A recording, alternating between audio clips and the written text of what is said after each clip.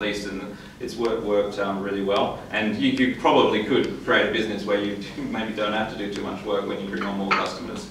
I hope there's still a human element involved, but it depends on the business. So we'll start with getting straight into LinkedIn. Does anyone know roughly how many people are on LinkedIn in Australia alone? 10 million, no, 6 million, globally 360 million? Yeah, correct, globally, yeah, 365 odd. And the latest stat I got from LinkedIn was a month ago, and it was 7.2 million in Australia. So it's about 90% of the, or 95% of the white-collar workforce in Australia, whereas globally it's 1 in 3 professionals. So we are, you know, ahead of the curve. So if you're in B2B, hands up if you're in B2B, okay? And real estate and financial services work exceptionally well on LinkedIn. Those are the 3 verticals which we specialise in. I guess if you're targeting consumers, there's always going to be patterns, but it's just whether or not you can identify them on LinkedIn or not. So when I started my career 12 years ago, I did a marketing degree, and everyone does marketing because it's a fun thing to do. It's really easy. All the pretty girls do marketing, and I spent half my time in the university pub. And when I graduated, there were no jobs in marketing, so I went to become a salesperson, and was sitting in a sales office in Thailand trying to find people to buy luxury villas in Thailand, right? They're all foreigners, so the only way that you can actually become good at selling real estate in Thailand is to get good at marketing online. And so I learned about search engine optimization at the time. So the way that a search engine optimization campaign would work, if the website converts really well, it'll convert at 5%. Like, if you're converting at 5% from organic traffic, that's good. So you if you get 200 visits in a day and you get 10 leads, that's a pretty good outcome. SEO became a lot more difficult to manipulate after up until 7 years ago, when the algorithm updates started to happen. And so I had to learn about Google AdWords. Google AdWords will convert higher, so it's much higher quality traffic. However, you're paying for every click that comes through.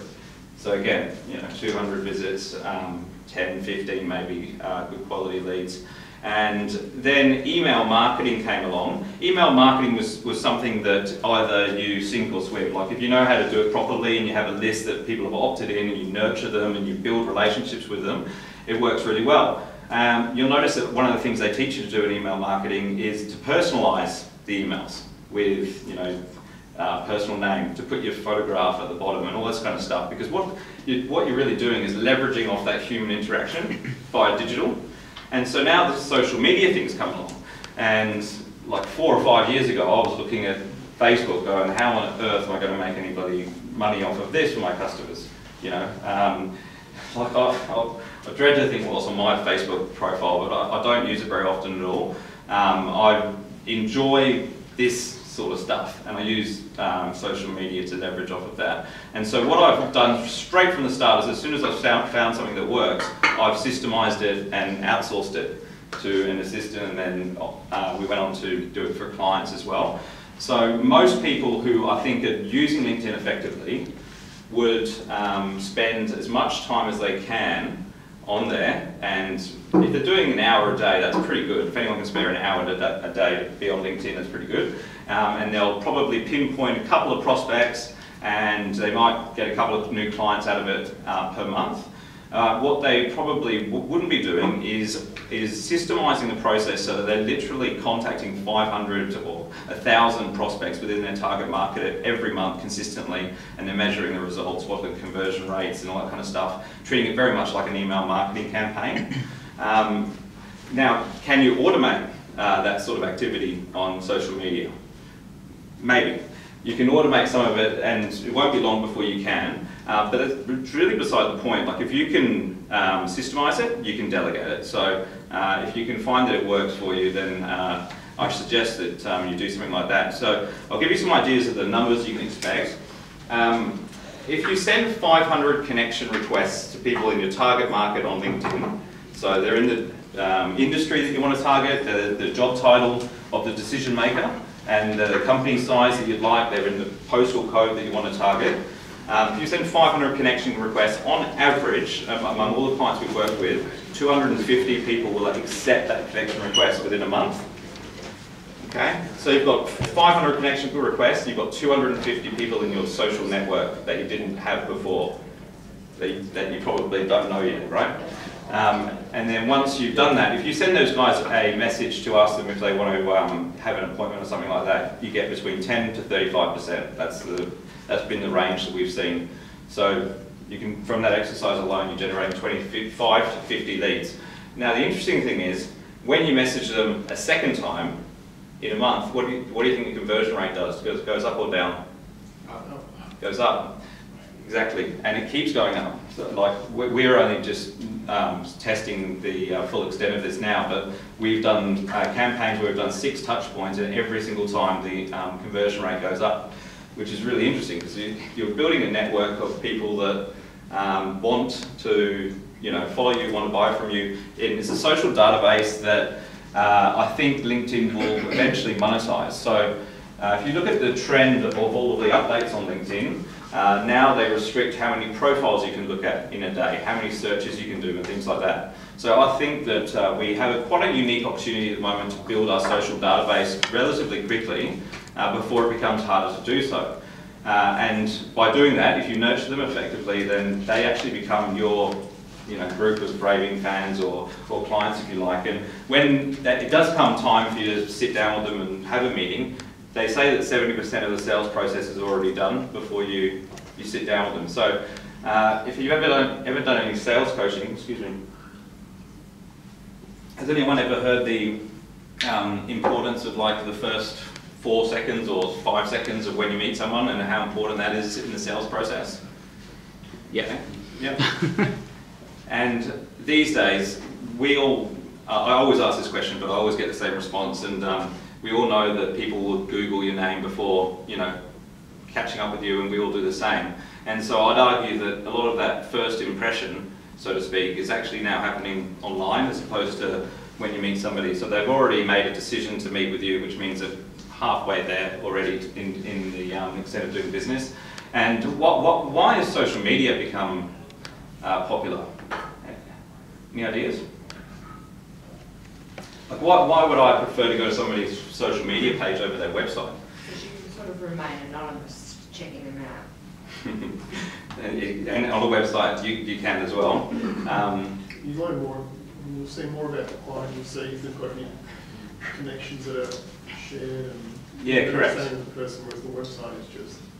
Yeah, that's right. And the other thing is, it's all on the website. It's basically everything the company says about themselves, which, if you don't know them for a bar or so, doesn't really hold much weight. Whereas if you go to their social media profile and their LinkedIn page and they've got 500 recommendations, I'm exaggerating, but they've got a lot of social engagement happening. They're active, they're obviously responding to their customers, that kind of thing. You can tell they're pretty good service provider. So when somebody does search for your name and they find your LinkedIn profile generally at the top, if it's not, then it's probably because it's not optimized correctly. But when it does show up at the top, in that instance, it is, in my belief, more important than your website. Like, it's more important what your LinkedIn profile looks like, because that's what they're seeing first. And the sort of people that are looking at it at that point, they're that far down the buying cycle that it's one of the most important steps of the whole digital journey of your customer.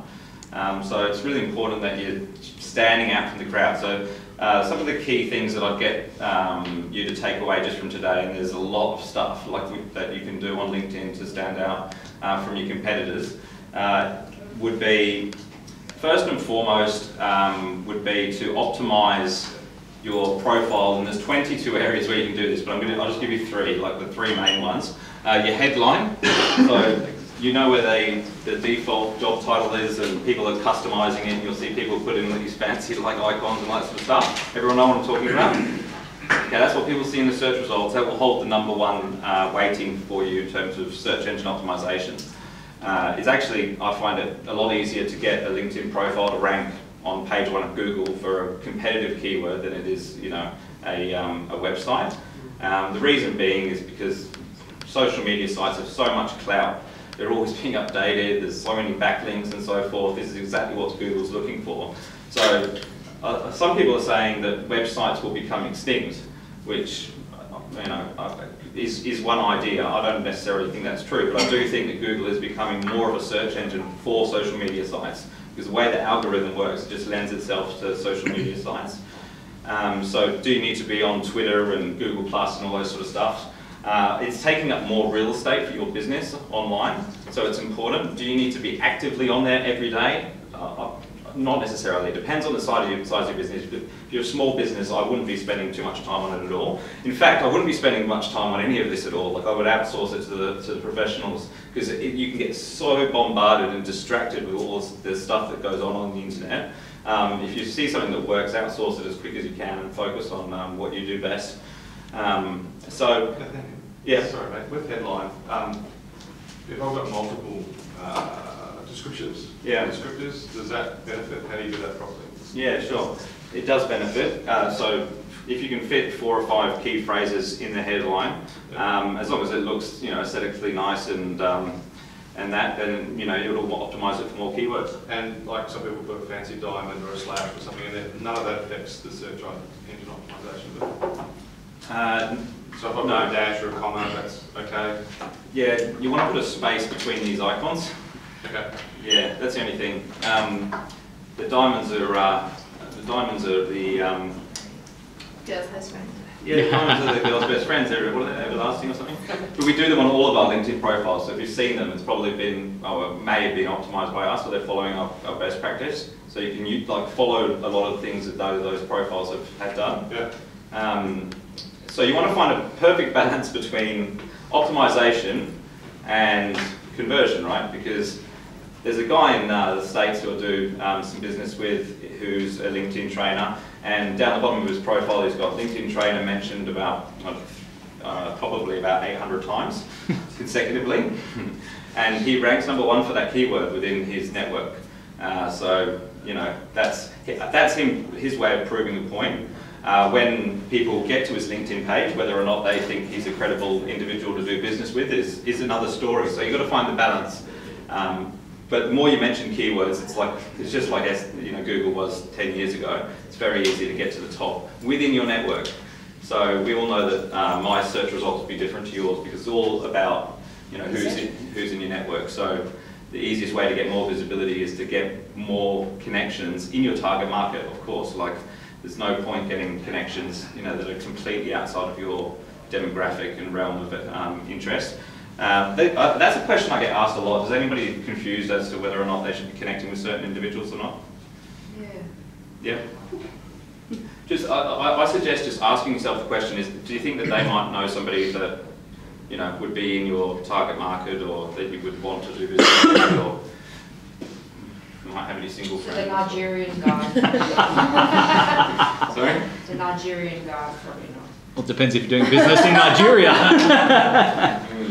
And that is a great question, and don't go into it, but who is our target market for each of us? Because that, the whole world, everyone says we can all provide services to everybody. We haven't got time to market, all the resources to market to everybody. So who is the target? Oh, absolutely. And your results will actually improve, because all of a sudden, if you've got 100 new connections in your target market, all of the people you see in the search results will be in that sphere, and you'll start getting suggested to their peers and that kind of thing. And you can imagine, if you're targeting people in the real estate industry, for example, and when you send them a customized connection request, they can see that you're connected to 2,000 other real estate professionals. It does help build your credibility. The cool thing about with LinkedIn is you can there's not really any limitation at the moment as to who you can get in touch with. It's just a matter of how you approach them. And at the moment, most people are behind their LinkedIn profiles. I've got responses from Anthony Robbins, Andrew Agassi. I was doing some interviews for our online training program. I couldn't believe that these guys are actually behind the profiles and so on. But one of the key things that you want to do when you are doing things like this is not talk about yourself. The key to it really is just to talk about the other person. And the shift that you can make from the likes of cold calling or email marketing is just bear in mind that if they have any curiosity whatsoever, they can just click on your name and look at your profile. So that will explain to them what you do. If it's optimized correctly, there's no point sending it from a blank profile. So headlines, number one. Number two, summary. Use the keywords again in the bullet points. So if you're in real estate, you do commercial real estate, industrial real estate, you service 3 or 4 suburbs, just make sure they're mentioned in each section. And the third place that I would recommend optimizing is your URL. So you can customize your URL, and it makes sense to do it as your first and last name on the basis that it's not too competitive. So what that'll do is when somebody searches for your name on Google, it'll make sure that you show up right at the top. Has anybody already done that by any chance? Yeah. I think you have. David has, yeah. Have you got any tips on writing emails? Especially with the new changes. What changes are they? If you don't click on my email, I don't get it back. Oh right, the limitation, yeah. I've got a LinkedIn recruiter account which like it enables me to send, I don't know, a lot of emails. I've got like 2,000 or 3,000 sitting there because the conversion rate on them is like less than 5%, whereas when you do it to your existing connections, it's like 15%, 20%. So they're actually not as effective as free messages, which is one of the reasons why, we should say this, but it is one of the reasons why LinkedIn don't offer training to everyone, because if they did, like a lot of people would realise that you don't need all these premium services to make use of it. And there's a lot of frustration actually in the market that people do upgrade it, but because they haven't got the foundation of how to use it in the first place, you get quite frustrated. But emails come through like a marketing message, so that whole personalised feel is gone. You know, if anyone knows anything about LinkedIn, they can tell that message was paid for, and therefore the response rate is not as strong, unless you're delivering like overwhelming value. Like, yeah. You're not? Did you say you're not? Yeah, so just like connect them first. Okay. So when you all get a LinkedIn request from myself or Phil or Nathaniel or Eric, accept it. Yeah. And I guess you've got to add value all the time on social media. Like it's the only way to make it work. Like it's your reputation, and you know, if you went to a networking function and we're all having drinks and sharing business cards and stuff, you always give before you can, don't you? So like you want to do the same thing on social media. So like endorsing other people, recommending other people, all that kind of stuff will just mean that it comes back to you and builds your reputation. And I've, you know, like get more frustrated than anyone using technology. I had a goal last year that was not to use a computer anymore. Like I've come to terms with the fact that I'm going to need to use a computer, but fortunately I've got a lot of help, and I can spend most of my time seeing people. What was I bloody? I've lost my spot now. We were talking about LinkedIn emails, weren't we? What was it your question, or did we answer that? Yeah, you went on the commerciality of the emails versus personalising. Yeah. And then you wanted to get away from computers, I presume, so that you could deal with people rather than technology. Yeah, it leads me to like the biggest mistake that I see our clients make, because you can imagine like when somebody comes to you and says, "Oh, Nathaniel, I want more leads. We need more leads for our business." You know, like big training organisations or solar energy companies, and you say, "How many leads do you want?" You say, "It's unlimited, right?" And so you give them 150 leads, and guess what happens at the end of the month? Nothing. They don't even follow them up, like you know, sometimes. And if they do, there's normally at least this like messaging back and forth on LinkedIn, which is like, you know, it's really. It won't work, like it just won't work. The whole purpose of the LinkedIn lead generation exercise is to pull the conversation offline. And so unless you do that, like the whole thing falls apart. So before you do anything, you want to make sure you've got a clearly defined sales process. Yeah, that's a really big point. We've lost lots of clients like this, you know. So we actually insist that when clients come on board that they sit down with a sales coach if they haven't got a sales process and get one, so that this doesn't happen. Has anyone got any questions specifically about any areas of LinkedIn? Posting, how do you recommend posting and timeframes? Posting? For increasing your, your exposure? Yeah, it depends on the industry. Thursdays is the best on average. for posting.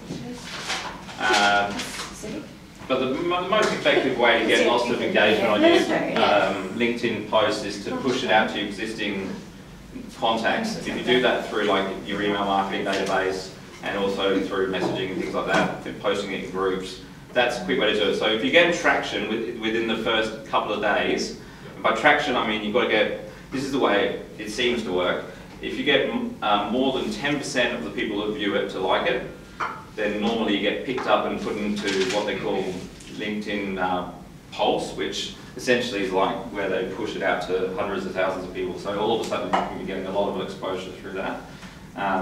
Why Thursdays? Oh, I don't know. That's just what the data says. Like, it's much of a muchness, to be honest. The week is the day. People start relaxing. Yeah. But the best time of year, the best time of year to get response rates is Christmas time, like holidays. You know, when the businessmen are bored at home, you know, like looking at their phones and stuff, that's when they actually respond to this kind of stuff. It's interesting. And is there any SEO benefit in like the serial commenters that will just comment on everything? Does that boost your profile up? No. Annoying people? No, that's all automated, isn't it? So it's eventually like they'll get kicked off. LinkedIn's really good with like tracking down all this automation stuff. Like what they give you out of their API is really limited these days. Like, I mean, even if you were just to delegate the messaging part of your exercise on LinkedIn to somebody, like our girls in the office, they can do about 100 messages in an hour, I think. But yeah, generally 50 is what we look at, KPIs. 50 messages in an hour is pretty efficient, and what you'll find is when it's not your LinkedIn profile that you're generating the leads through, you're using a message script and you're sending it to the same people, same industry, same key decision maker, same script. Only thing's changing normally is their first name. You can do it a lot quicker than when it's your own self doing it, when you want to stop and have a look at every single profile and and ah over whether or not it's the right thing to say. And when you start doing it with volume, that's when you get really outstanding results. Yeah, go. Your API, from what you know with the LinkedIn API, and you just said it's really closed down. For a client that wants access, have you seen it before where they've given you full access to their API or not? Yeah, they give you full access to what they offer. So you can they offer the same changes to profiles? Yep. Okay. Yep. There's a lot you can do. It's just, you know, if you want to automate scheduling messages and things like that, then LinkedIn will clamp down on you pretty well. Well, I want to track people's movements in terms of job description changes and that sort of thing. Yeah, no, that's fine. That's yeah. Fine. Okay. Yeah. So, I've just, if anyone's like really interested in getting more information about LinkedIn, we're doing a half-day training day on the 30th. And I've brought along some registration forms, and I've got like a 50% discount offer for the day and stuff like that. So if you want to do that, then the forms are there at the front. Excellent. Thanks, Nathaniel. So we're basically at the end of this seminar. Thank you all for attending. We'll be hanging around for the next sort of 15-20 minutes. If there are any questions, if you want to take anything one-on-one, feel free to approach any of us. I'll be in touch via LinkedIn or via email or via phone call, and